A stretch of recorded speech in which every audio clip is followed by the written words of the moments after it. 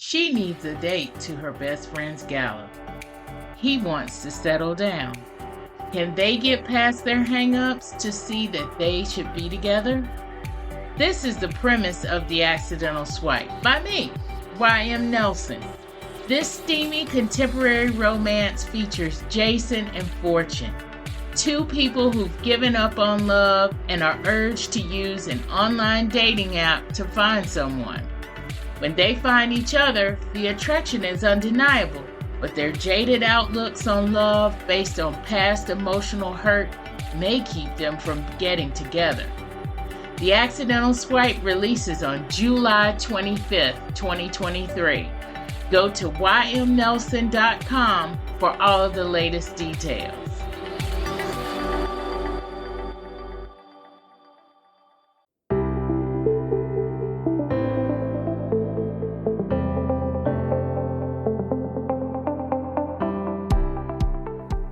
Hey y'all, this is Y.M. Nelson, and this episode is the background of what Nerdy Romantics is all about.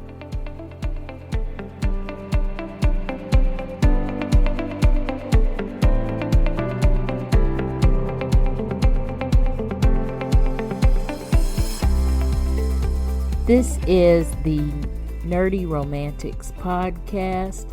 I'm your host, Y.M. Nelson, romance and women's fiction author, and our intro song is Feeling of Sunlight by Dano Songs and available on danosongs.com.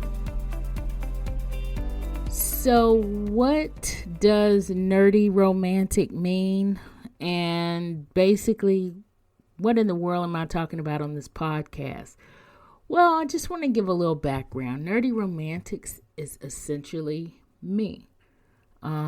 It's essentially what I'm all about, what I like to talk about. And those things that I like to talk about fall into two categories. The first category being nerdy stuff, and the second category being romance and romance novels and just loving on love stories. I think everybody thinks that these two things are two totally different entities and they don't mesh well at all. I totally disagree with that. Yes, there are going to be some things that are strictly nerdy stuff that we're going to talk about. There's also going to be some stuff that's really romance and all about love stories and all about being in love and that wonderful, that has nothing to do with nerdy stuff. But there is a connection. There is essentially at the heart of it all this need for people to come together, this need for relationship, and this kind of need specifically with me and specifically with the way I kind of look at romance and look at love stories, this need for the other to feel appreciated, people that don't necessarily look like model-esque, what everybody says is gorgeous, the weird, the different, the abnormal, which is really essentially normal, but for them to be appreciated and for them to be loved and for them to be adored. So that's kind of where I see the two meshing. So let's kind of talk about the nerdy stuff. So what am I going to talk about when I'm talking about nerdy stuff? Well, I'm going to tell you a little story. I am a big trekkie fan, or a big trekkie, and I first fell in love with Star Trek: The Next Generation. That is my childhood. Also, when we're talking about nerdy, I also fell in love with the X-Men comic series, or the X-Men TV series based on the X-Men comic books. These would be like two of the shows that I watched growing up and that I fell in love with growing up. And I think a lot of it had to do with the fact that these people were different, they were weird, they were kind of, in their own sense, cool to me. I fell in love with these two entities growing up, and I've never let either of those go. So that's where the nerdy kind of comes in.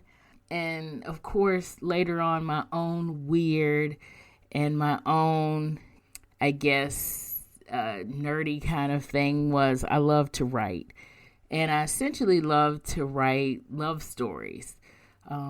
I love people falling in love. It's just really a cool thing. And for somebody to look out for someone else. So these two things have kind of always stayed with me.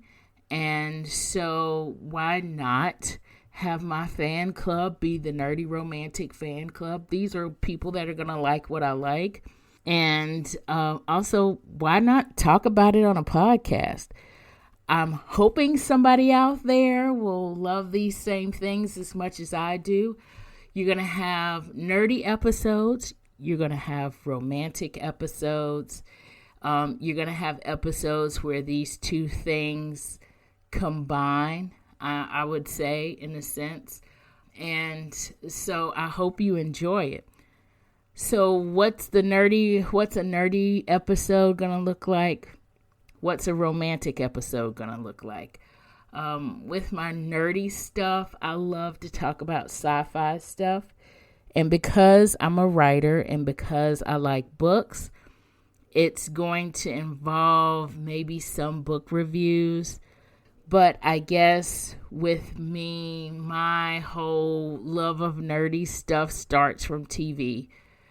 As I said, in kind of my background. I'm a Trekkie fan, and I grew up watching X-Men. We will talk about some sci-fi stuff. We're going to talk about some sci-fi books. Books like from author N.K. Jemisin or author Octavia Butler. Books like that. We're going to talk about, obviously, Star Trek and some Star Wars. I'm not one of those people that I love Star Trek and I hate Star Wars or vice versa. There are two camps out there. I get that. It's very cultish. I get that too. My love of Star Trek starts from Star Trek: The Next Generation. And while I don't have as much love for the original Star Trek series, I do have a healthy respect for it, as any Trekkie would. Of course, I'm going to talk about, that as well. And I get that. I get people are going to say I'm not a true Trekkie for that, but I believe I am. I'm just a generational Trekkie. How about that? And, we're also going to talk other cool sci-fi stuff. I remember when the first Matrix movie came out, I was totally enthralled with that, totally loved that. And so we will talk about cool sci-fi stuff like that. Other nerdy stuff. Superhero fandom. I am all in for that. I love Marvel comics, obviously, as I've said. I've talked about X-Men. I love DC Comics, although I'm not as familiar with DC Comics. I'm familiar with DC characters, obviously. I love my Wonder Woman. I love Batman. I love the whole Justice League kind of deal. I love those. But I guess I'm more knowledgeable, I would say, about Marvel Comics, probably because I grew up with watching X-Men. And of course, fantasy stuff is really hot right now, but I've always kind of loved a little bit of the fantasy stuff. So, things like The Witcher, yes, I'm a fan, and not just because Henry Cavill looks good in a bathtub, but because it's really cool. I love action adventure kinds of things, and that's where your fantasy stuff comes into play. Also, with fantasy stuff, if you'll notice, there are a lot of weird, cool characters that are kind of odd that you just fall in love with. So I love that side of things. The Witcher, Outlander, which is also not just, I guess, historical fiction, maybe with a little bit of a fantastical element, but it's also very much romance. And so with that, let's talk about romance. So the romance side of things, obviously I am a romance and women's fiction author with romantic elements. And so I will definitely be talking romance novels. We'll be reviewing romance novels. That's how a lot of my fans meet me, obviously, or how a lot of my fans approach me or know me. They know me from being a romance novelist or being a women's fiction novelist, just basically telling love stories. Obviously, there's going to be reviews of romance novels and talk about tropes in romance, different romantic tropes. So there's going to be that. There's also probably going to be a little bit of talk about romance TV shows or movies. I love romcoms right now. I love writing them because I love laughing. But more so, I just love the fun, cutesy kind of way a good romantic comedy is done. And I love the fact that Netflix has brought back a lot of those romantic comedies. Like I said, I grew up and I saw all the Star Trek stuff. So if you date that and know that, then you'll know that I grew up in the 80s. I went to high school in the 90s, so the 90s and the 90s to the 2000s were the really good romantic comedy era to me as far as movies go. If you go back to that era, you'll see kind of all the romantic comedies that came out during that time. And for some reason, in the late 90s, early 2000s, they kind of stopped. If you've heard Reese Witherspoon's talk about this, which is, I guess, partially why she created her book club and why she has her empire going for her, a lot of it is she was a feature she was an actor in a lot of those romantic comedies of that era. And for some reason, they just kind of stopped. Who knows why? They kind of stopped, and she wanted that back.